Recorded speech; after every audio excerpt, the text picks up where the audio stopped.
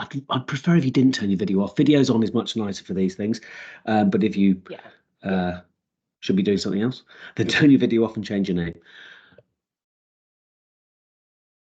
Call yourself Tony Carr. I wouldn't go that far. So we're not all going to do that, Tony. Okay. All right, so I think let's get started. It's really nice to see some familiar faces and names on here. I'm just spotting Jonty there in the corner. Jonty, nice to see you. Very good to see you, mate, and some others.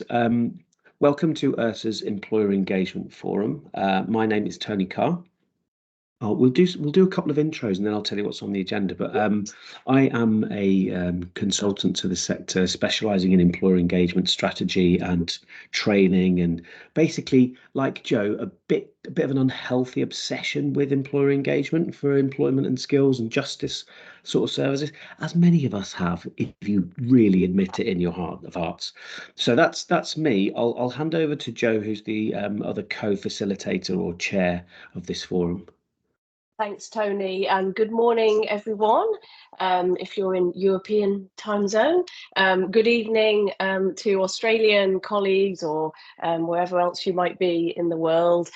So this is our first ERSA Employer Engagement Forum of the year, and I'm Jo Ingold, your co-host with Tony. We're now just coming into our fourth year of this forum, which is amazing. Exactly. So we're constantly looking for suggestions, improvements, your feedback. And for those who don't know me, I'm based at the Australian Catholic University in the business school, professor of human resource management, and like Tony, completely obsessed with employer engagement and the demand side of employment services.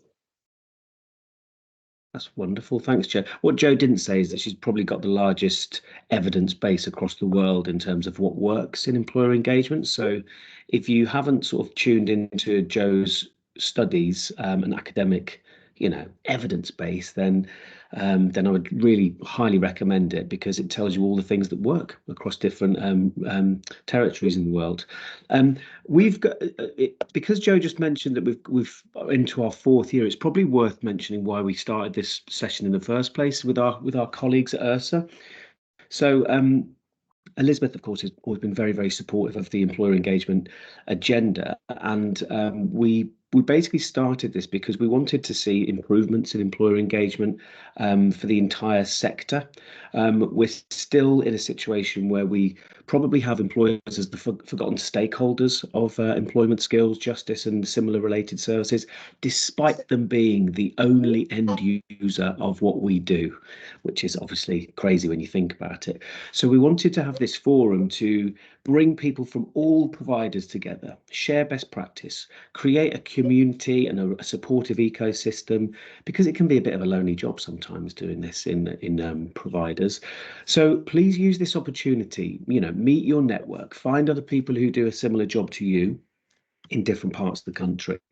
And I'm not lying when I say that since we've started this, some of the collaborations across providers have meant more opportunities, improved performance, better relationships with employers. So it's kind of my push to you guys on the call is get to know who's on this call. As I said at the start, put your details in the chat, meet one another, find out what each other do, and just expand your professional network. So that's my kind of mini speech. And in the spirit of why we do these sessions, we've got two amazing guest speakers for you today, showcasing some things about what works in other areas, and I'm really looking forward to hearing from them both. So we've got Simon Crabb and Paul Divney. So we're going to, in a moment, I'm going to hand over to Simon, if that's all right. We'll start with Simon. We'll have some time after Simon's bit to have a bit of discussion and questions. Then we'll move on to Paul. At the end, we're going to have an update from ERSA. That might be you, Elizabeth, or it might be, yeah. But before we hand over to Simon, Jo also mentioned that we're always looking for suggestions from the audience, from this community, as to what you want to cover in these sessions. So we've got other forums booked in May, in June and July, I believe, at the moment. And we have got some ideas from ourselves in terms of what we want to cover. But I'd really appreciate, whilst we're going through this session, just put in the chat any other themes that you want to explore. So it might be, for example, I want to know how I can work better with my colleagues, the advisors or coaches, or it might be, how do we think about a strategy for a certain industry? Anything you'd like to discuss, please just suggest it, and we'll do our best to accommodate. Is that okay? Anything else to add, Joe? Don't think so. Sounds all good, Tony. So we could get stuck into our great guest speakers and get the conversation flowing. Yeah, you introduce Simon because you know Simon better than I do. Will do. So I'm delighted to welcome Simon Crabb from Social Ventures Australia. It's actually the second time Simon has presented at one of these forums, but it has been maybe a couple of years. So I've known Simon since before I moved to Australia, and I'm honoured to partner with Simon and colleagues on their wonderful project, which Simon's going to talk about, or initiative, which has he'll tell you a bit more about it, but it's basically about changing employer behaviours around employing hidden talent. And what more to say? Simon's extremely knowledgeable, has the bio is on the website, but Simon has won awards for his work. He's extremely knowledgeable and passionate about employers and draws on experience in both Australia and elsewhere, including the US. So over to you, Simon. Thank you for being with us.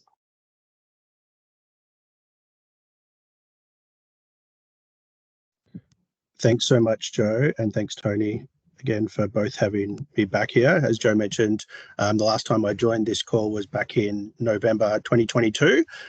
So had some early stage findings to share at that point, but it's great to sort of loop everybody back into where we're up to, and some reflections from myself.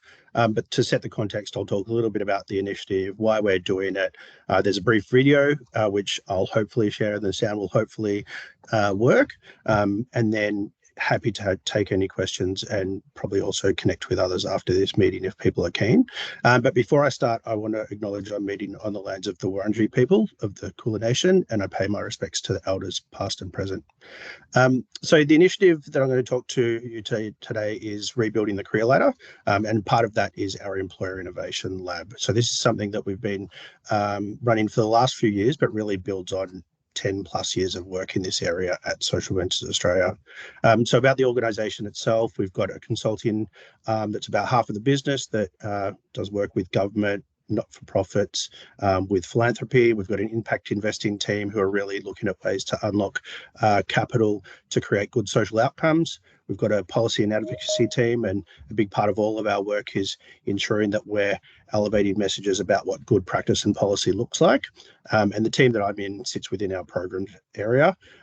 We're not an employment service provider. We're classified as an intermediary more broadly, but the work we're doing in the employment team is really looking at where there are opportunities to improve systems. So systems in terms of getting alignment between the different players in an ecosystem, but also identifying where there are blockages or where there are challenges that we can try and do some work to create some better outcomes. In terms of why we're doing this project and why it's called Rebuilding the Career Ladder, in Australia, the youth unemployment rate is up to 2 or 3 times the headline unemployment rate. There's lots of areas that have higher levels of youth unemployment, youth disengagement, increasing numbers of underemployment amongst young people.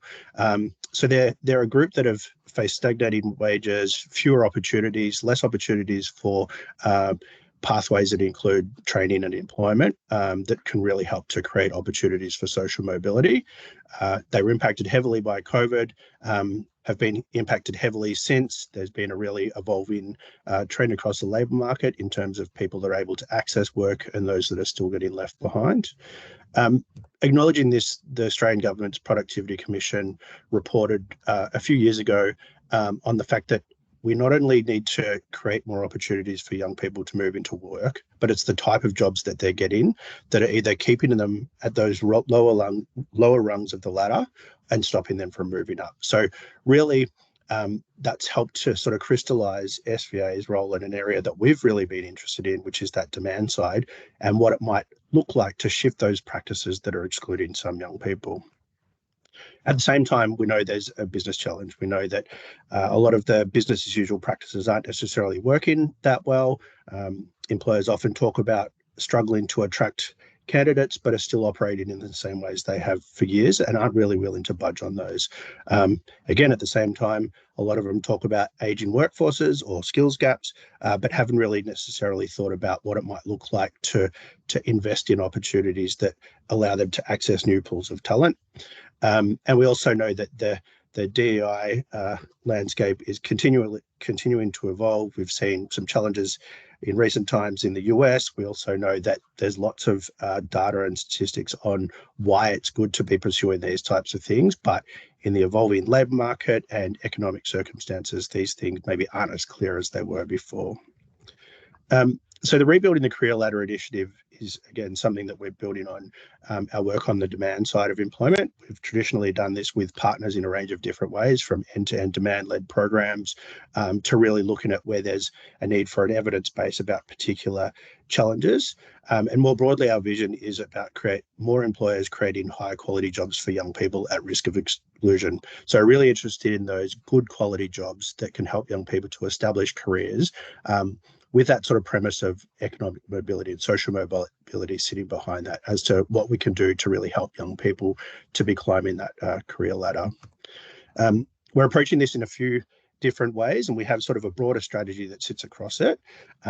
As Joe mentioned, part of that is engaging with academics, with expert practitioners, with policymakers, to really look at how we can elevate the conversation more broadly across the country as to what investment in good quality jobs means for young people. A big part of that is elevating young people's voices. In all of the work that we do, we make sure that we're speaking with young people.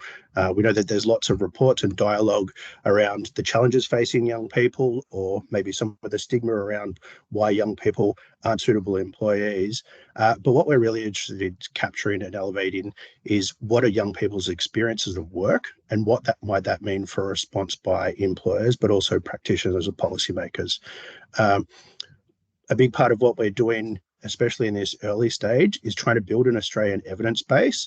So there's lots of toolkits on what you can do to hire young people. There's lots of dialogue and narratives around, well, what are those projections and skills needs?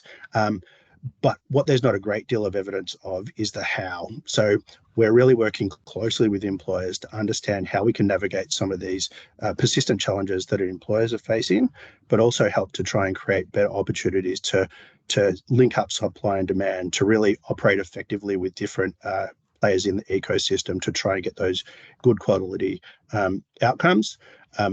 Part of that will be over the coming years, and is already now, is really elevating that conversation. We know in the UK and also in the US, there's probably a lot more conversation around social mobility and what it looks like for groups to be excluded and remain in that persistent cycle of disadvantage, but also what it might look like to take some more positive action. So all of these have sort of different strategies and approaches that sat within each. Given the audience, probably spend today more talking about what it looks like in terms of practical change at the employer end. So what we can do in terms of engaging employers and shifting practice. So one of the ways we're doing that is the Employer Innovation Lab. So as Joe mentioned, Joe and her colleagues have been evaluating this model. It's a model that's been adapted in partnership with a US organization called Talent Rewire, which was incubated by FSG, which is a global social sector consultancy, and really helped to sort of articulate and bring together some of the work that they'd been doing with employers around things like diversity, equity, inclusion, but also how they could really be tapping into those different talent pools. So there's been the big Opportunity Youth movement across the US. They were heavily involved with some of that and some of the ways that employers could do better. And so this model that we've been delivering now for the last couple of years is based on their model, but it's been adapted for the Australian market. It starts off with a 2-day workshop where we bring three people from an employer to a really hands-on session where they learn about the experiences of young people in the labour market. They explore what it might mean for their own business to be able to respond to some of the workforce challenges that they have, whilst also taking some steps to improve outcomes for the business, for young people and for the community. They do that by conceptualising a small-scale pilot. We also have a number of things that they can leave immediately and look at trying to rectify. But it's really about getting sort of up close with these employers over a period of 6 to 12 months, working through what are some of those challenges within their business, and not just looking at things like policy and procedures. We use a systems change model where we're really looking at what those power dynamics are, where there are mindsets and beliefs that are holding some of these challenges in place, and then what are looking at those actionable steps that they can implement to hopefully drive better outcomes. It's philanthropically funded.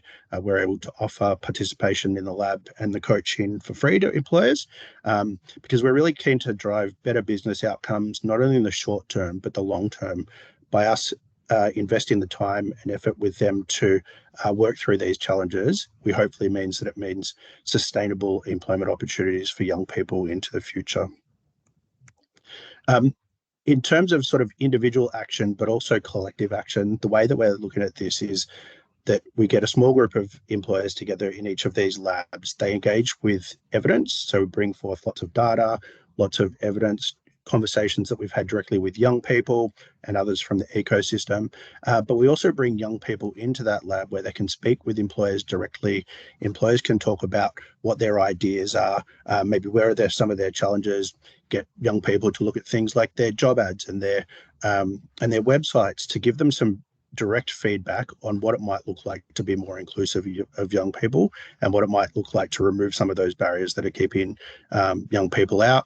Through that, they design and implement that pilot. We spend a lot of time capturing data, understanding what those results are, because the ultimate aim is to embed, scale, and replicate. So it might mean a pilot might be for, say, 5 young people in early career roles where they haven't necessarily been able to attract young people, but with the ambition that over the coming years, there'll be a lot more opportunities for those young people, but also hopefully improve the experience for all of their existing staff and all new staff.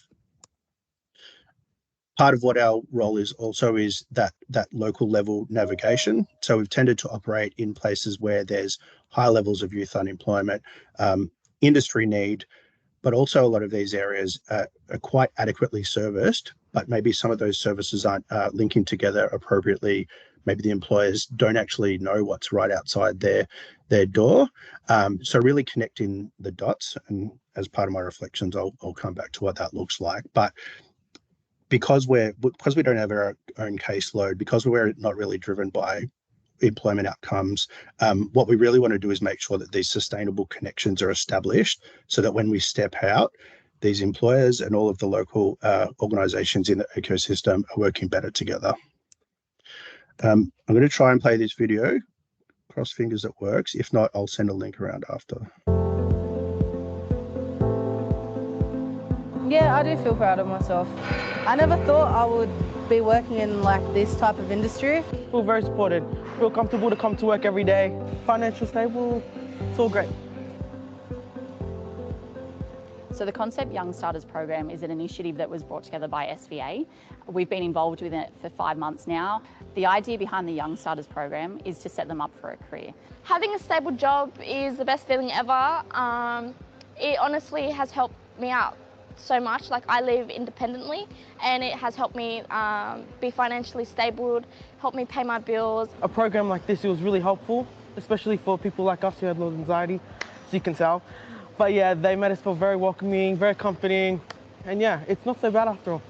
I worked in 2 places before here, and Concept is honestly the best.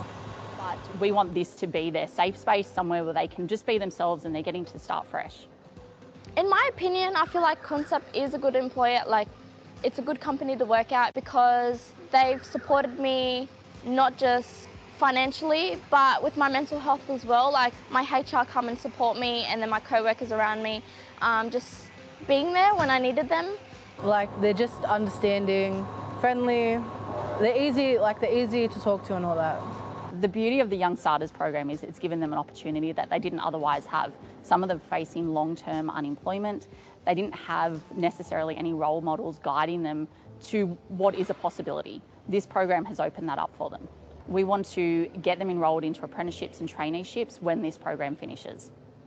I do feel like I can have a career here. At the moment, I'm still trying to explore my options on what I like and what department I could go with and follow through and start my apprenticeship. Before, I didn't see a career in this, but after a couple of months of just being here, it's starting to look like a career for me. The Young Starters have just excelled. From when they walked through our doors in November last year, you could tell they were lacking confidence, they were shy, they didn't know what they were in for, and they have all grown in confidence.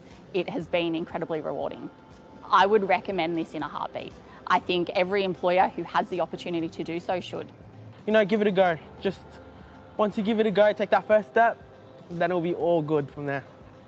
My hopes and dreams for the future would be to achieve things that I came here to do. I just want to be happy, like I want to be in the right mental health state and continue to do what I love, and that's being here at Concept.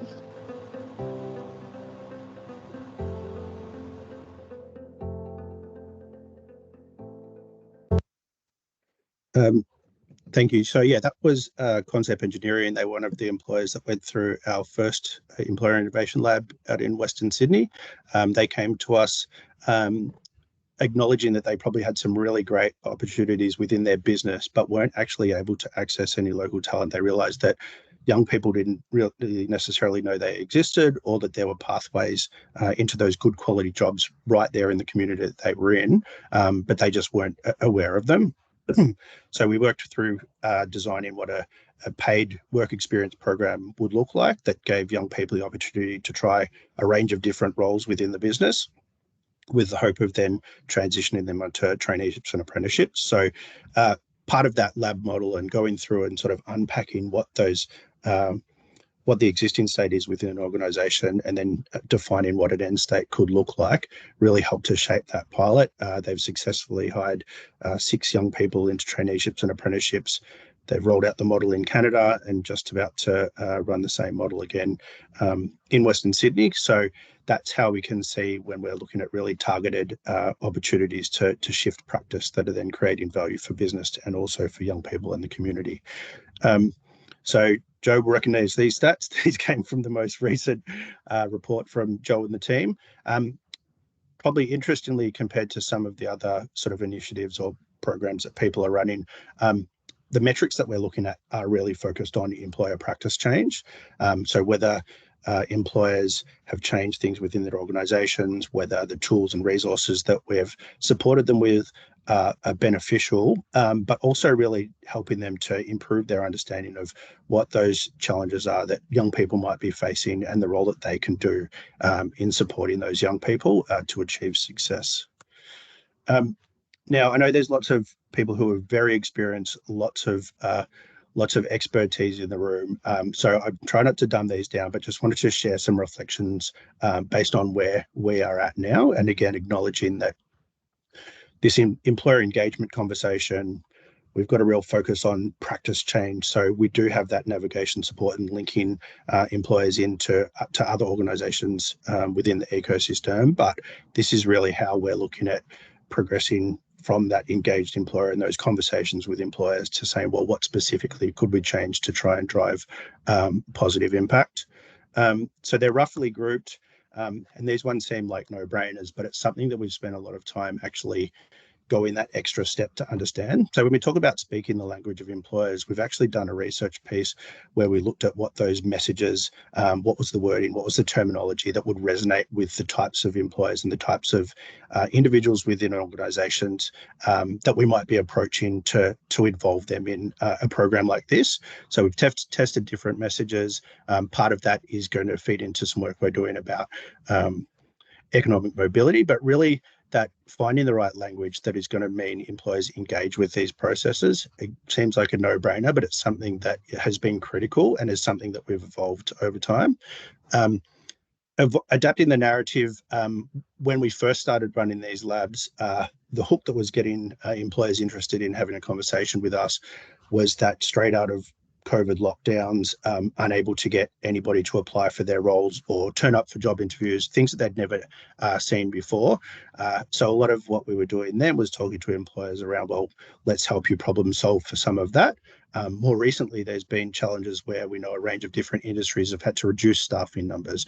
So the conversation with them is around, well, what can we do to support your early career and entry-level talent pipeline to ensure that you're able to sustain your business? So really making sure that we shift and also spending the time speaking with employers to understand what it is that might drive them to action.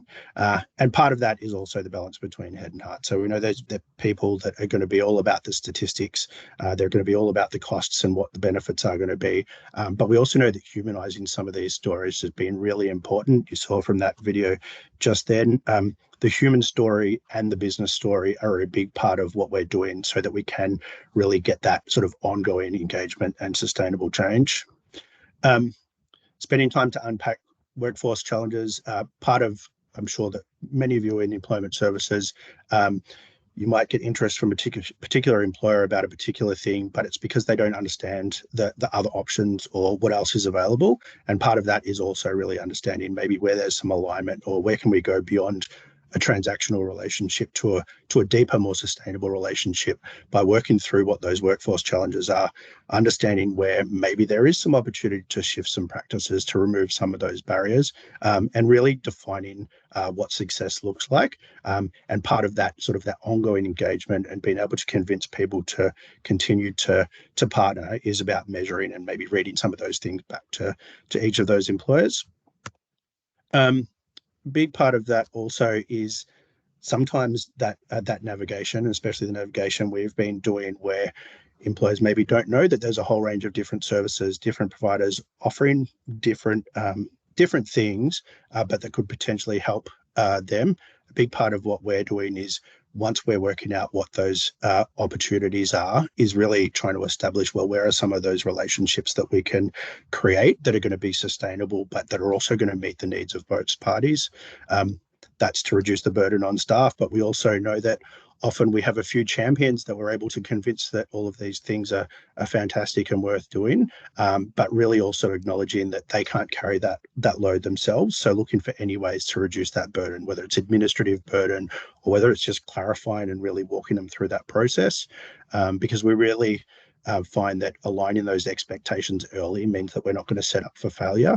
That could be establishing clear communication lines. That could be just really getting clear on whose responsibility different parts of a partnership are.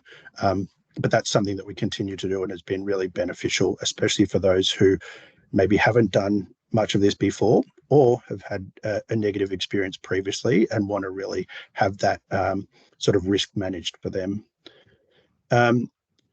This, again, pretty obvious, but practical steps that are within reach. As I said earlier, there's lots of guides or toolkits. There's 1,000,001 blog posts on the internet, but really finding it is, well, what's that practical thing that an employer can do and can act on where there's an opportunity for us to support, but really taking it sort of out of the abstract and into things that can be done immediately.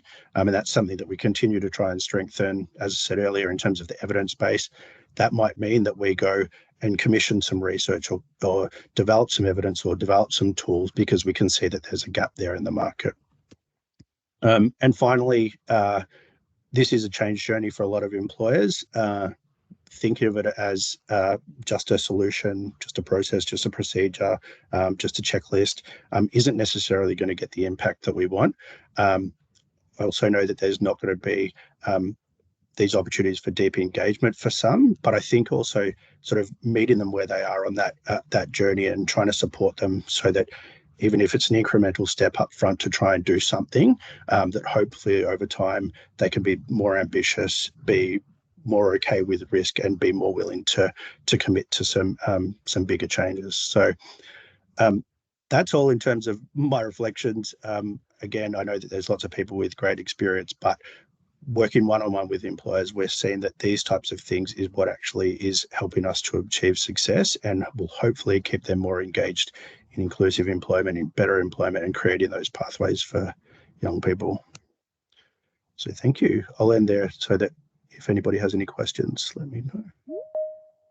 Thank you so much, Simon. That was awesome. You're doing such fantastic work. And I can see that from the data and also the power of bringing young people. I know you're thinking about other cohorts in future, but young people with all the different intersectional dimensions, but into the same space as employers. And you can just deconstruct some of those perceived barriers. It is really powerful.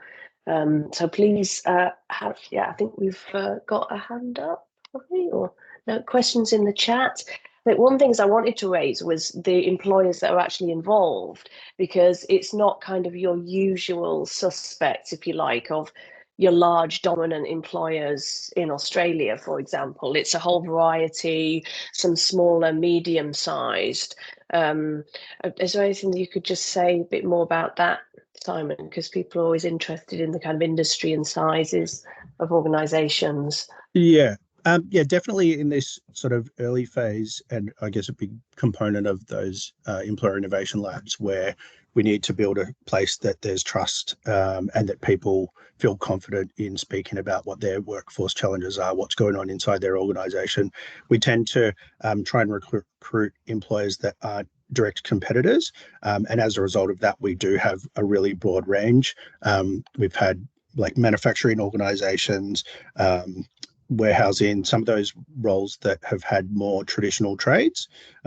We've had 3 different local councils that have been through the lab process and are designing solutions. Obviously, I think that's a huge untapped potential in terms of local councils really being and taking responsibility for being organisations that can train up young people and give them skills that are not only going to help them in their career, but also probably help local businesses.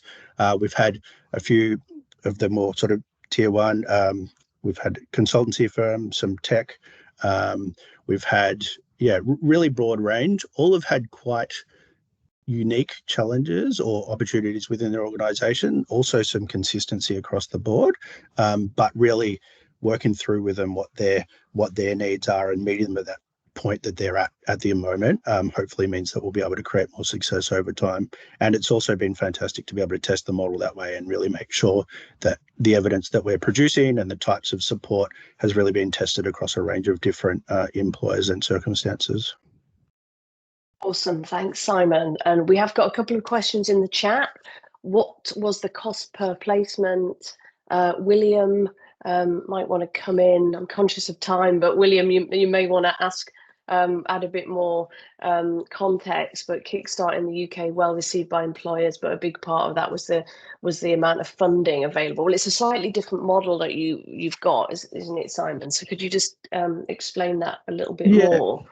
It is, and I think that as you saw by the metrics, it's not necessarily looking at cost per outcome. I think part of having sort of committed philanthropic funders that are taking more of that sort of systems lens are more interested in really creating that evidence base beyond individual placements, and so it really is trying to fill in all of those pillars of our strategy. So including creating that evidence base, including getting a certain proportion of employers through the lab, implementing practice change. We're not actually reporting against individual employment outcomes. Part of it, what we do is also look at, well, how many early career or entry-level roles are each of those employers looking to fill over the next 12 months, and then what that might mean in terms of scale if we can create sustainable change. So like in the first lab, they expected to hire 1,200 young people over the next 12 months across those 8 businesses. So we're really looking at more as well, what is that momentum? What's the evidence base needed? What do we need to inform good practice so that over time, those numbers can increase significantly? Great stuff. Thanks, Simon. And the other question is, what resource are you putting in, size of your team? So we've been a small and ambitious team that is growing a bit now. We've got 6 in our team now. We have 2 staff members that are focused almost entirely on coaching and support of employers. We've got a member of our team that is looking at engagement, what's our approach, and that includes both the practitioner policy and also employer level. And so we're whilst we're a year into this first year of a 3-year funding cycle, what we're already looking at to doing is, well, what are those gaps that we need to fill? What's going to mean that this can happen more sustainably over time? And where are we going to need to be communicating what it is that works, again, at a practitioner, policy and an employer level? Absolutely. Anything else? And I'm conscious of time, Tony, because we've just got the hour, haven't we? But there's lots more I could say and ask, and but thank you so much, Simon. And I guess if people are happy are you happy to receive any potential contacts? Definitely, and I'll share the slides as well. Awesome, thank you. And I've done a call out in the chat around the social mobility agenda, because I know you guys are particularly interested in that. I've been a bit more cynical about the social mobility, so I'd like to have someone else's take on it. So if you're involved in that, please, a bit of reciprocity and do reach out to Simon. Back to you, Tony. Thanks, Simon. And I think we probably could have kept the debate going on for a lot longer. So maybe we can revisit as well, because we have only got an hour today. So I'd like to certainly make some space for Paul Diviney from Prospert. Paul, would you like to come in and greet your audience? Thanks, Tony, and welcome everyone. Great to have so many attending, and thanks, Simon, for your wonderful presentation. The last time I did a presentation at ERSA was about 18 months ago in September 22, and it was a smaller group, but it was interesting nonetheless. I've had the fortune to just come back from Canada and the US, visiting agencies like yourselves and seeing what they're doing to help solve the common problem that we see around the world when we train people in the English-speaking OECD countries, that employers have huge demands, but there's a lack of supply. So I just want to take you through some case studies of what individual agencies are doing to solve that wicked problem. Just a little bit of context about us. We are a consulting, training and government bid writing business that covers a lot of different markets now. And one of the benefits of working across so many different countries and so many different providers is that we sit back and make some observations about what's working really well in one market that could be exported to another, and vice versa. And I've been really fortunate to pick up lots of different ideas from people just like yourselves in all different markets. We now are operating with Reed in partnership in this market, and that's going quite well as well. And what we're seeing as we go around these different markets is a whole problem to do with a shrinking working population. Firstly, a lot of people have retired, as we know, since COVID, particularly in the UK and the US, like in the hundreds of thousands. And for a small state of 6 million people, that's a big deal for 150,000 people just to retire in the last couple of years. Immigration is a real hot topic in Canada at the moment. They're taking in 1 million people a year. And these people are often asylum seekers and refugees. In the US, you'll notice that the politics is all about immigration from the southern border. And both organizations are dealing with that issue in very proactive ways. Unlike my country, where immigrants are seen as evil and unemployable, and we want to get them off to an island in the far South Pacific as quickly as we can. We also know that there's a declining birth rate in most OECD countries, and it's alarming in countries like Italy, where the country is really worried about who's going to be working in the future.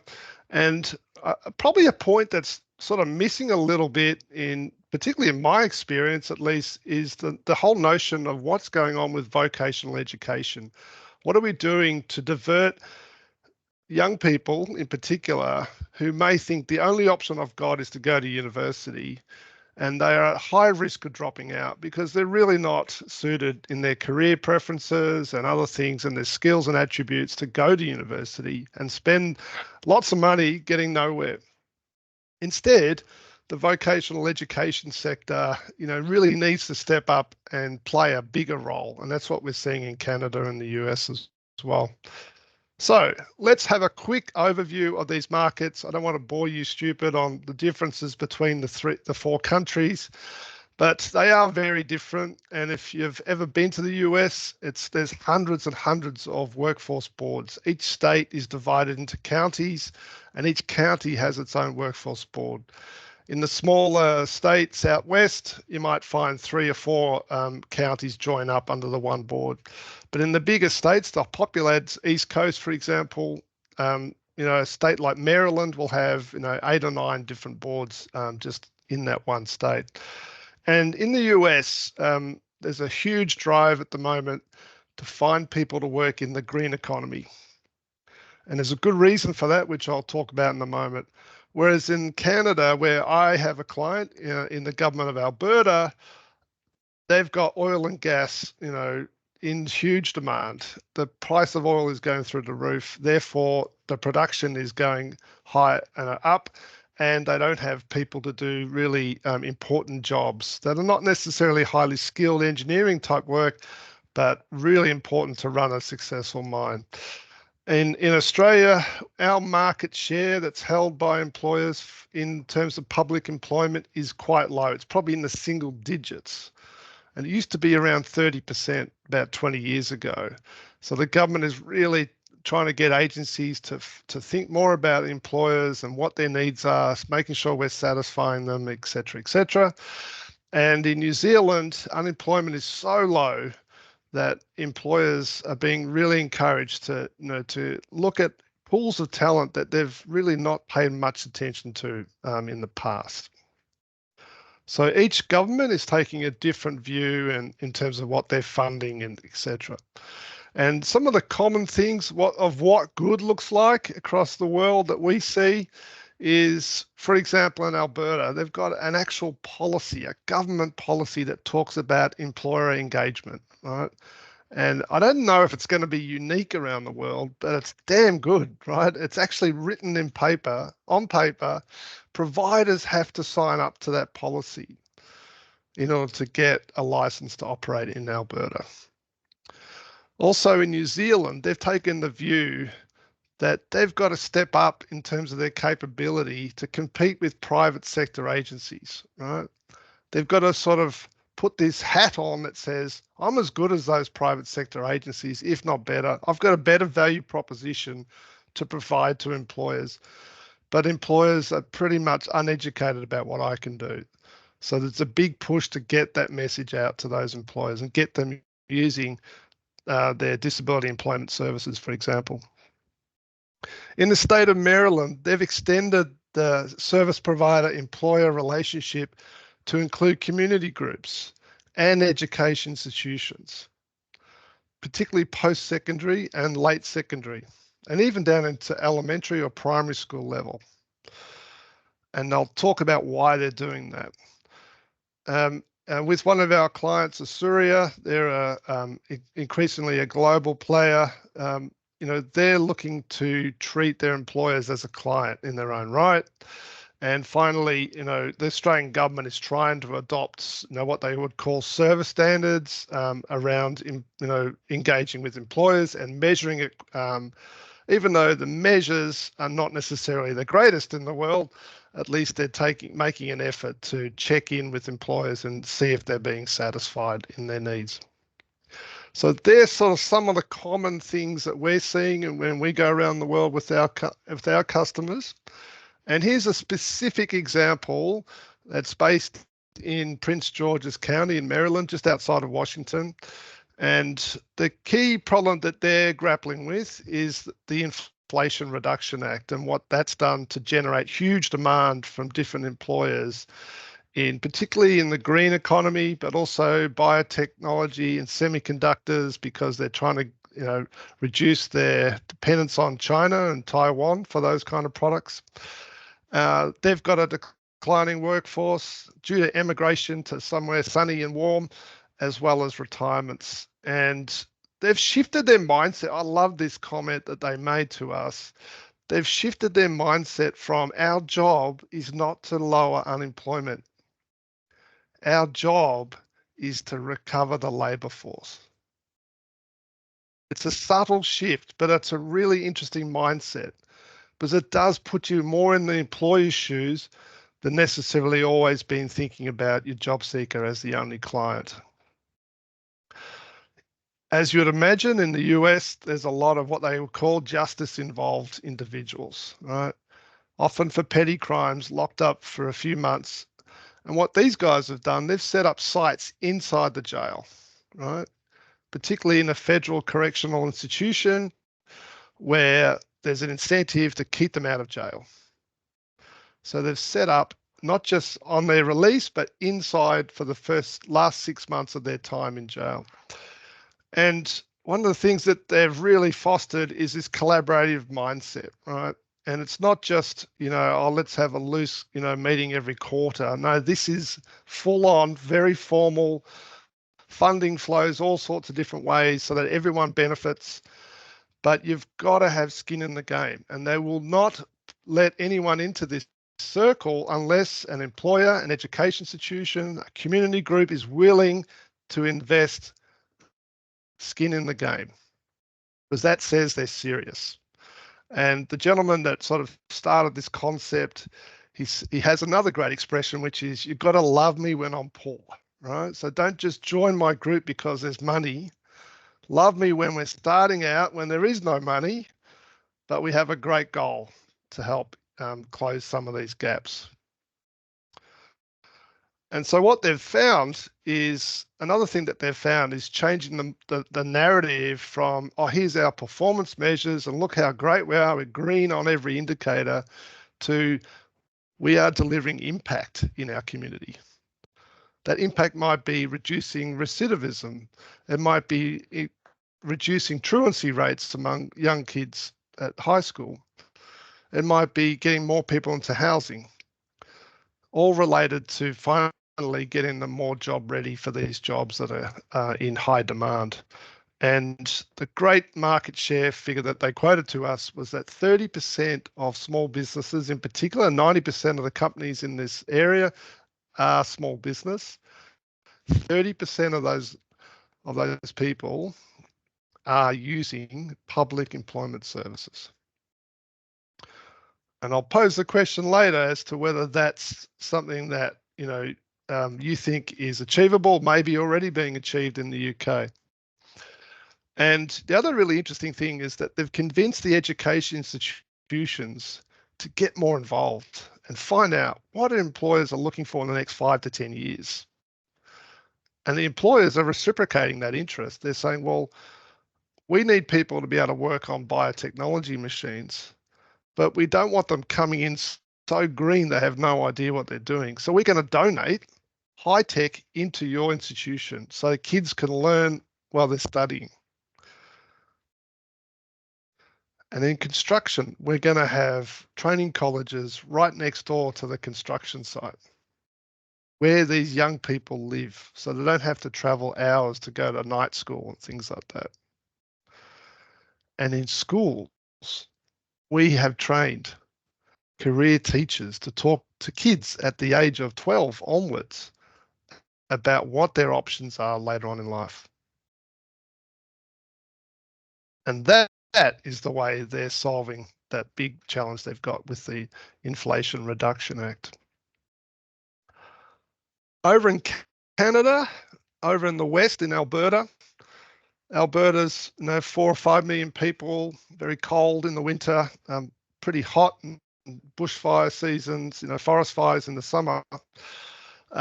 They've got a different challenge. A lot of new Canadians, and I love that term, they are coming to the more populated East Coast, but the jobs are on the West Coast. So they've got these programs in place to convince people to come across the prairies and settle in Alberta, where there are good paying jobs, particularly for new Canadians who do face discrimination from local Canadian employers.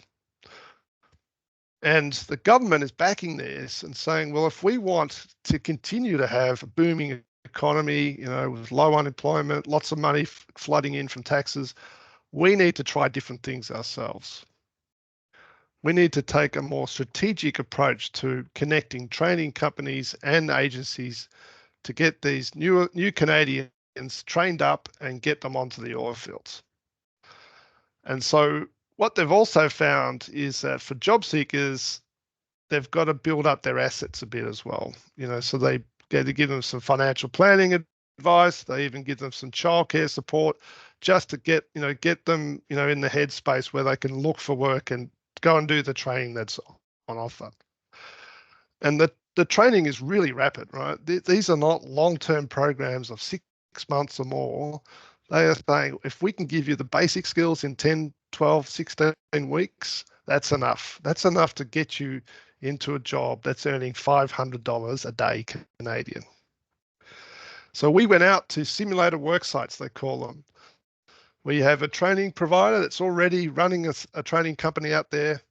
You bring in job seekers in a cab or a bus that they hire and pay for to get them there because they don't have a license. And they are trained for those 10, 12, 16 weeks and fed. And if they've got young kids, they provide childcare support as well. It's expensive. It costs, and I'm sure someone will ask me this, it does cost $20,000 per head to get them through. But the government has done the numbers and figures, well, if we get these guys active in the market before they settle into living on benefits or social assistance, which will get them nowhere, it's a much better return for us in our province. And the graduation rates were extraordinary. When the last site we visited, they were saying 100% of the people doing the work, doing the training, were going to get paid work straight afterwards. And these people are not necessarily young. They're often in their 30s. They're locals as well as new Canadians as well. But it's a really interesting model they've got. And they've got these sites all around the country, way up north, as well as in Calgary and the major cities as well. And they're not just in construction and oil, they're also in hospitality and admin and all those kind of areas too. So the question I pose to this group as partly a challenge, partly a question, what does innovation really look like in your market? And it might be very different in Scotland compared to the southern England. Is there any scope to adapt your model, working with others, particularly in the community and education sector, to mirror or make better or work in your local communities? That's something that maybe Maryland or Alberta have inspired you to think about. And if you're going to go in that direction, what barriers do you need to overcome? And that's all I'll say for now. Thank you, Paul. Very interesting insights from different areas, and obviously lots of similarities that I'm sure lots of people recognise, but interesting nuances as well by different territories. Does anyone want to take up Paul's questions? What does innovation look like in your market? Is this on anyone's mind? Anyone want to ask Paul a question or make their own comment?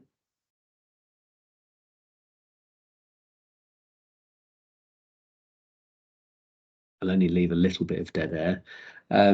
So, I mean, I must admit, Paul, that your first question, what does innovation look like in your market? I think there's just so much opportunity for innovation in what we're doing at the minute, but I also think it's one of those things that we've got to look at it in several different ways at different levels. So I think some individuals on this call might have a kind of, quite, cold face relationship with employer engagement and what does innovation look like there, but right through to policymakers and how we set up the ecosystem and the infrastructure, I suppose, of how we deal with businesses and these kind of programs. I think there's a lot of innovation that could happen there, but I just don't necessarily see it at the minute. Other views are welcome. Just conscious as well, we've got to get an ERSA update from Elizabeth. So let's have Laura, and then we'll go to Elizabeth. Is that all right? Let's have Laura. Hi, Laura. Glad you could make it. Thank you. I mean, innovation, that would be quite a nice topic to do as part of the forum, Yeah. focusing on the UK, because I feel like I'm really conscious of the time. I've got another meeting to get to, but from my perspective, collaboration is absolutely key. Rather than thinking about the market as competitive, it's how you can strengthen what you're doing, use it working together with other providers. So, and that it shouldn't feel innovative, but it is the only way forward, really. And the other thing, I guess, is also something that I've noticed more recently from an employer's perspective is thinking about their CSR as opposed to bottom line. So what's in it for me from an employer perspective? 5 years ago, it's all about the bottom line. How am I going to make money from what you're selling to me or what you're getting me involved in? Whereas there's definitely been a shift post COVID in terms of actually recognizing their position in the community and what they're doing for colleges, providers, schools, in terms of enhancing opportunities for young people and how they can then be giving back to community as well. So that kind of goes hand in hand with collaboration, but those are just my thoughts in terms of innovation. Some really good points there, Laura. Thank you. I think we've got a few ideas from what you've said there for forthcoming themes as well.